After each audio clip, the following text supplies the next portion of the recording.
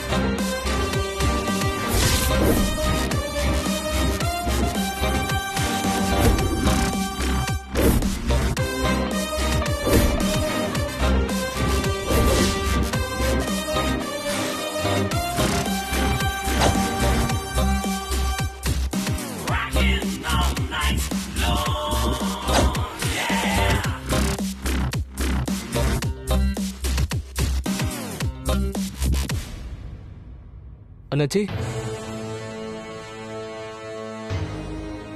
சொல்லுங்க சார். இவங்கள தான் நம்ம கம்பெனி விளம்பர பிரிவுக்கு மேனேஜரா சேர்த்திருக்கோம்.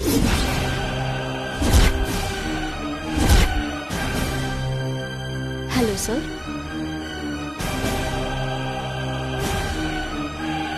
இவங்க கிட்ட தான் ப்ராஜெக்ட பத்தி சொல்லணுமா?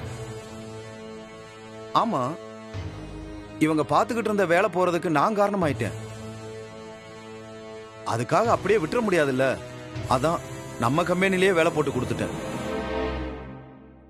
உங்க நியாயப்படி நீங்க நடந்துக்கிட்டீங்க, ஏன் நியாயம்னு ஒண்ணு இருக்குல்ல, அதுபடி நான் உங்களுக்கு வேலை போட்டு கொடுத்துட்டேன். இங்க பாருமா ரஜினி, நாம ஏற்கனவே இவங்க கிட்ட ஒரு ப்ராஜெக்ட கொடுத்துருக்கோம்.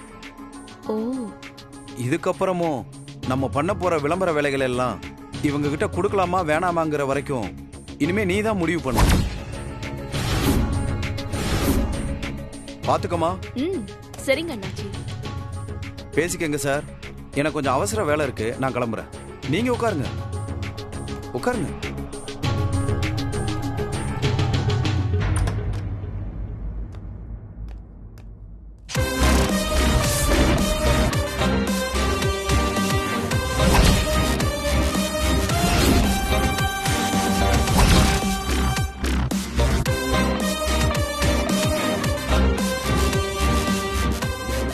சொல்லுங்க சார். ஆன் ரோட் ப்ராஜெக்ட் டீடைல்ஸ்லாம் என்னன்னு தெரிஞ்சுக்கலாமா?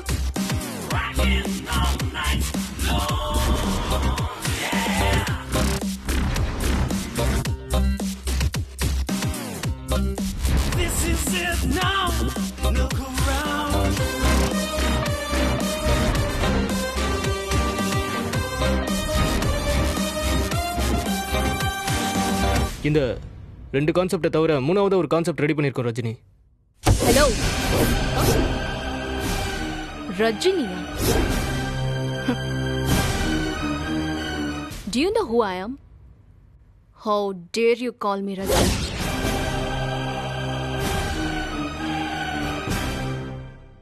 Call me madam. You got it, sir?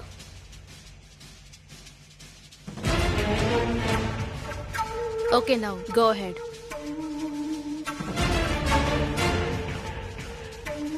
என்ன பார்த்துட்டு இருக்கீங்க? சொன்னது புரிஞ்சுதல்ல? சொல்லுங்க.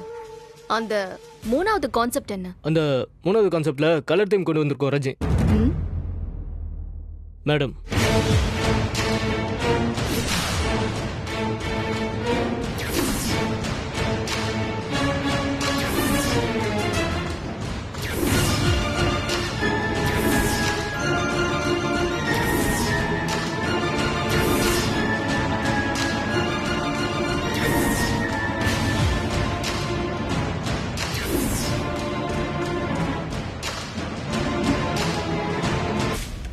இந்த கான்செப்ட் நீங்க தான் ஃபைனலைஸ் பண்ணுவீங்களா?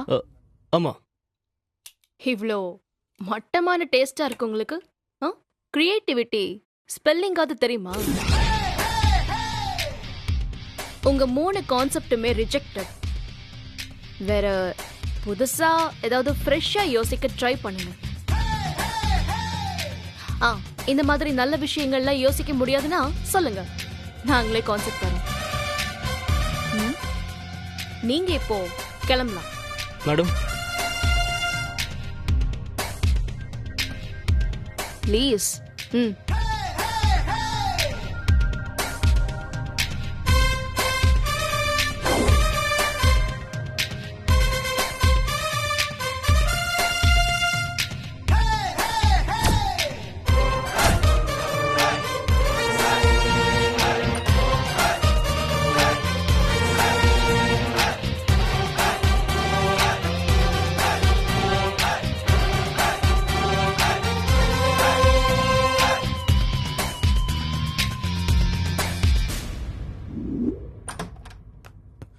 என்னமா ரஜினி, தலை தெறிக்க ஓடுறாரு போல இருக்கு சாரு.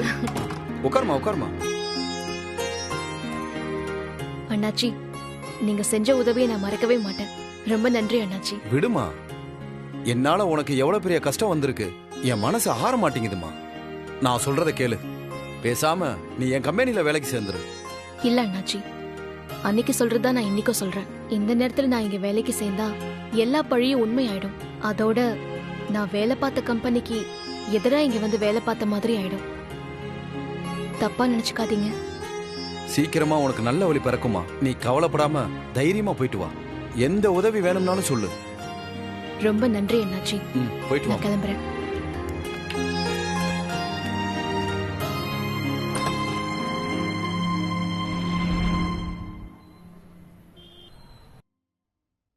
அம்மா, நிஷா வந்துட்டீங்களா? வாங்க மாப்ள. வீட்ல எல்லாரும் எப்படி இருக்காங்க? எல்லாரும் நல்லா இருக்காங்க அத்தை. நிஷா வந்தது வீட்ல இருக்கவங்க எல்லாருக்கும் சந்தோஷம். இவளை விடுறதுக்கு யாருக்கும் மனசே இல்ல.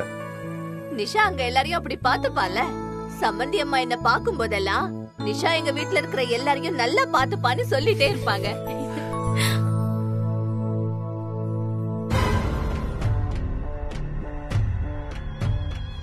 என் புருஷன் என் வீடுன்னு கோவத்துல கத்துனா மட்டும் போதுமா? புருஷனுக்கும் அவங்க அப்பா அம்மா புருஷன் கூட பிறந்தவங்களுக்கும் கொடுக்க வேண்டிய மரியாதையை கொடுத்து உரிமையெல்லாம் செய்யறதுலதான் இருக்கு. அம்மா வீடு மாமியார் வீடெல்லாம் நல்லா தான் பாத்துக்கிறீங்க. ஆனா உங்க வீட்ல இருக்கிற உங்க பையன் தான் பாவம்.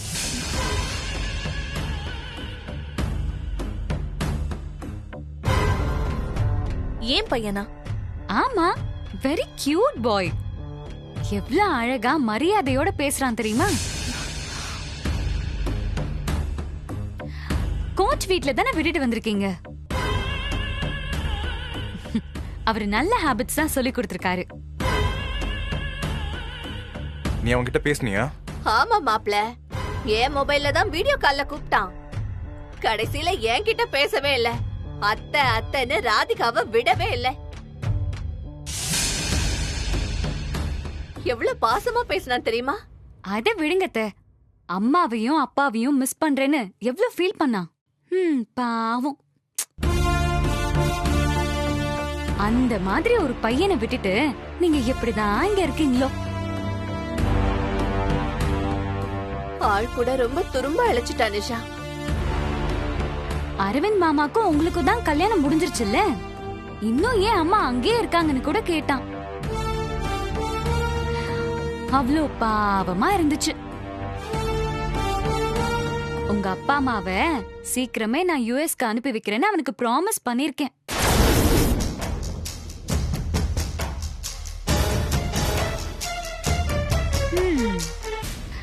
எனக்கு மட்டும் இந்த மாதிரி ஒரு பையன் இருந்து என் தம்பி முரளி கல்யாணம் நடந்தா நான் முரளிய போடான்னு சொல்லிட்டு என் பையன் மேல மட்டும்தான் கான்சென்ட்ரேட் பண்ணுவேன்.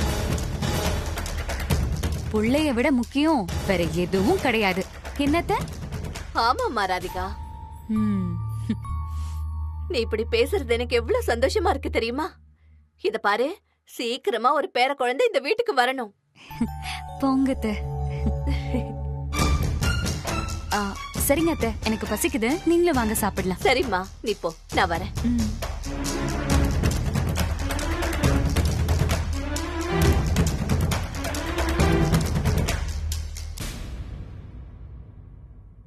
என்ன நிஷா, அவ அப்படி பேசிட்டு இருக்க, நீ பாத்துட்டு இருக்க? சப்போர்ட்டுக்கு உங்க அம்மா வேற வராங்க.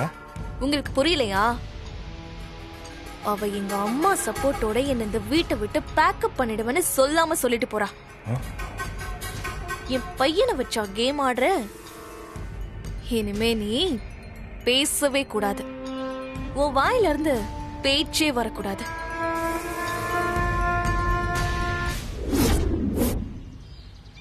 அப்போ அந்த ஜிஎம் அடிச்சு துவைச்சு காலி பண்ணிட்டீங்க. நீங்க சொல்றதெல்லாம் வச்சு பார்த்தா செம்ம கெத்த சீனா இருந்திருக்கும் போல இருக்கே. நேர்ல பார்க்க முடியாம போயிடுச்சே. என்னங்க, எவ்வளவு பெரிய விஷயம் நடந்திருக்கு. நான் பேசிக்கிட்டே இருக்கேன், ஏதோ யார்கிட்டயோ பேசுற மாதிரி எங்கேயோ பார்த்து சிரிச்சிட்டு இருக்கீங்க. இந்த ஊரு, என் வீடு, உலகம் எல்லாத்தையும் பொறுத்தவரை நான் லஞ்சம் வாங்கினவ, ஜெயிலுக்கு போயிட்டு வந்தவ, அப்படிதானே? ஏங்க, என்ன பார்த்திபா, அதானே உண்மை. எல்லாரும் அப்படிதானே நடிச்சிட்டு இருக்காங்க. ஜிஎம் பழி வாங்கறதுனால என் மேல இருக்கிற பழி இல்லன்னு ஆயிடுமா? நீங்க யோசிக்கிறதும் சரிதான். அவன் மேல இருக்கிற கோவத்தை இப்படி காட்டுறதை விட உங்க மேல தப்பு இல்லைன்னு ப்ரூவ் பண்ணிட்டாலே அவனுக்கு அது பெரிய அடியா இருக்கும். என்கிட்ட சொல்லிட்டீங்கல்ல, விடுங்க, அதுக்கும் ஒரு வழி பண்ணிடுவோம். என்ன சிரிப்பு? இதுக்கு வேற ஏதோ அர்த்தம் இருக்கு, ஆனா புரியல. என்கிட்ட சொல்லிட்டீங்கல்ல, விடுங்கன்னு சொன்னியே, அத பத்தி நினைச்ச சிரிப்பு வந்துருச்சு. ஏங்க, என்னால முடியாதுன்னு நினைக்கிறீங்களா? நான் அத பத்தி யோசிக்கல, நான் யோசிச்சதே வேற. என்னங்க?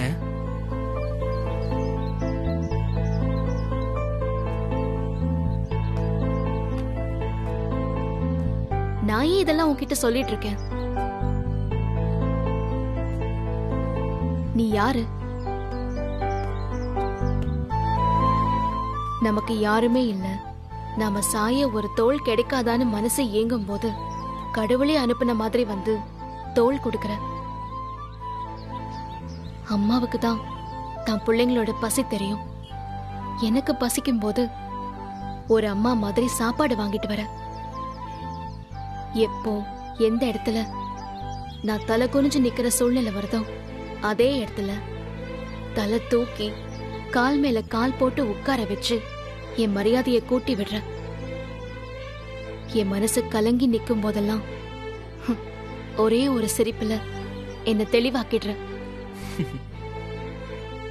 என்ன நடந்தாலும் எப்படி சோர்ந்து போய் இருந்தாலும் ஒரே செகண்ட்ல என்ன சந்தோஷமா சிரிக்க வைக்கிற. இவ்ளோ நடந்த அப்புறமும் நான் இங்க இப்படி ஹாப்பியா நிக்க முடியுதுன்னா அது உன்னால் தான் பார்த்திபா. ஏங்க நல்லது தானேங்க, நல்லது தானே செஞ்சிருக்கேன். ஆமா, ஆனா எதுக்காக செய்யற? ஏன் என்ன அப்படி பாத்துக்கிற? யார் நீ? காசு தரேன், ராதிகா கல்யாணத்தை நடத்தி கொடுந்தானே கேட்டேன். ஆனா நீ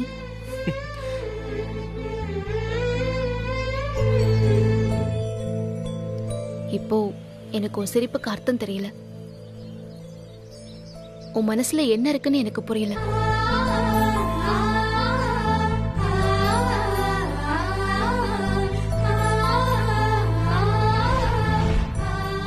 தெரியணும், புரியணும். அதுக்காக தானே காத்துக்கிட்டு இருக்கேன். உங்க மனசு ஒன்றும் ரொம்ப தூரத்துல இல்ல, நெருங்கி வந்துகிட்டு தான் இருக்க. சீக்கிரமே புரியும்.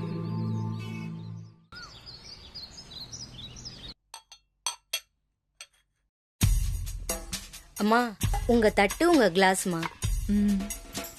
உட்காருங்க. பசிக்குதா உங்களுக்கும்? தனி தட்டு தனி கிளாஸ். என்னவோ உங்க அக்காவுக்கு இல்லாத அதிர்ஷ்டம் உனக்காச்சும் இருக்கே.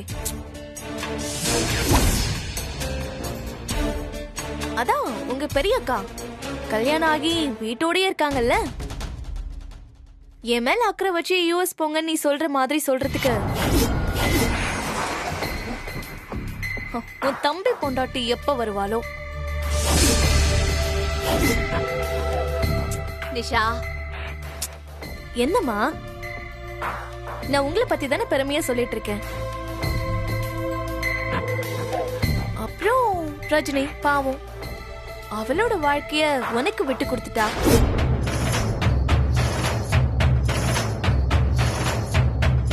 அவ கல்யாணம் பண்ணிட்டு மாமியார் வீட்டுக்கு போயிருக்கணும். அவ கல்யாணமே வேண்டான்னு உனக்கு கல்யாணம் பண்ணி வச்சிட்டா.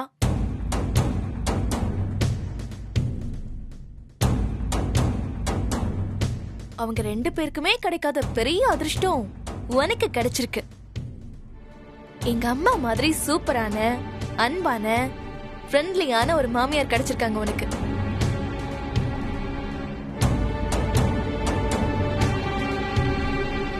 ஏய் போடி, எதுக்கா இப்படி சுத்தி வளைச்சு பேசுற? நான் கூட ஏதோ சண்டை வந்துற போதோன்னு பயந்துட்டேன். சண்டையா? வாய்ப்பே இல்லம்மா. ஆனா இந்த ஒரு ஹாபிட் மட்டும் எப்படியாச்சும் ராதிகா கொஞ்சம் அட்ஜஸ்ட் பண்ணி தான் ஆகணும். என்னடி அது? அதாம்மா, ஏன் பிளேட்டு, ஏன் கிளாஸ், இன்னொருத்தவங்க யூஸ் பண்ண பொருளை யூஸ் பண்ண மாட்டேன், அதெல்லாம் தான்.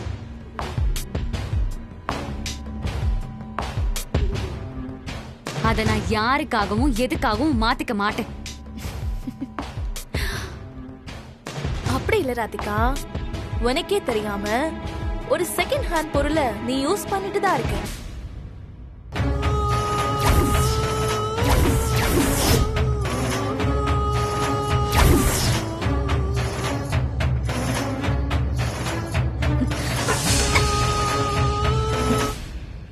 அச்சோ, இப்பன்னா நீ இப்ப யூஸ் பண்ற பிளேட்னு அர்த்தம் இல்ல. ஹே நிஷா, பாத்தியா கடைசியா உன் வேலையை காமிச்சிட்டல? அவ அவ்வளவு நேரம் என்ன கிண்டல் பண்ணி பேசிட்டு இருந்தா அதுவும் எனக்கு தெரியல. இப்ப நீ என்ன திட்டுறியாமா? உங்க சண்டைய அப்புறம் வச்சுக்கோங்க. நான் என்ன செகண்ட் ஹேண்ட் பொருளை யூஸ் பண்றேன்னு இப்ப எனக்கு தெரிஞ்சாகும். அதனா நான் யூஎஸ் கிளம்பும் போது சொல்லிட்டு போறேன், சரியா? நிஷா, ராதிகா, அவளை பத்தி உனக்கு தெரியாதா? அவ சொல்றதெல்லாம் பெருசா எடுத்துக்காத. அவ சொல்ற மாதிரி எல்லாம் எதுவுமே இல்ல. நீ உட்கார், நான் உனக்கு சாப்பாடு போடுறேன். இல்ல அத்தை, எனக்கு வேண்டாம். ஐயோ ராதிகா, சாப்பிட்டு போமா. ஏய்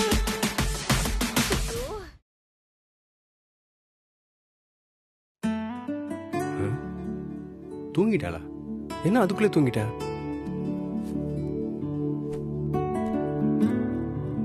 நிஜமாவே தூங்கிட்டாளா இல்ல நடிக்கிறாளான்னு தெரியலையே.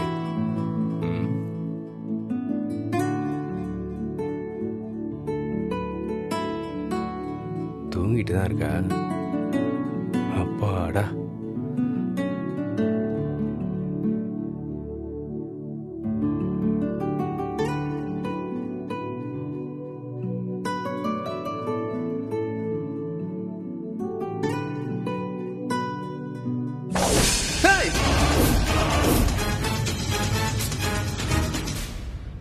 நீயா?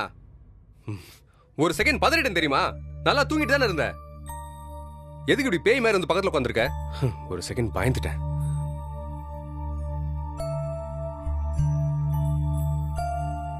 என்னாச்சு? உடம்புக்கு எதுவும் முடியலையா? தலைவலிக்குதா? வேற என்ன? சத்தம் இல்லாம ஃப்ரெஷ் அப் ஆயிட்டு நான் பாட்டு என் வேலையை பண்ணிட்டு இருக்கேன். நீ இப்படி சத்தமே இல்லாம எந்திரிச்சு உட்காந்து எனக்கு ஷாக் கொடுத்துட்ட. இன்னும் என் ஹார்ட் பீட் நார்மல் ஆகல தெரியுமா? ராதிகா, ரொம்ப நேரமா ரியாக்ஷன்லயே போயிட்டு இருக்கு. நான் மட்டும் தான் பேசிட்டு இருக்கேன். என்னன்னு தான் வாயை திறந்து சொல்ல. நான் உங்ககிட்ட ஒன்னு கேட்டா உண்மையா சொல்லுவீங்களா? இதுக்கு பேசாம நீ எந்திரிச்சு உட்காந்துருக்க ஷாக்கே பரவாயில்ல. மறைக்காம உண்மைய சொல்லணும். இந்த வீட்ல நான் ஒரு பொருளை யூஸ் பண்றேன். அது செகண்ட் ஹேண்டா.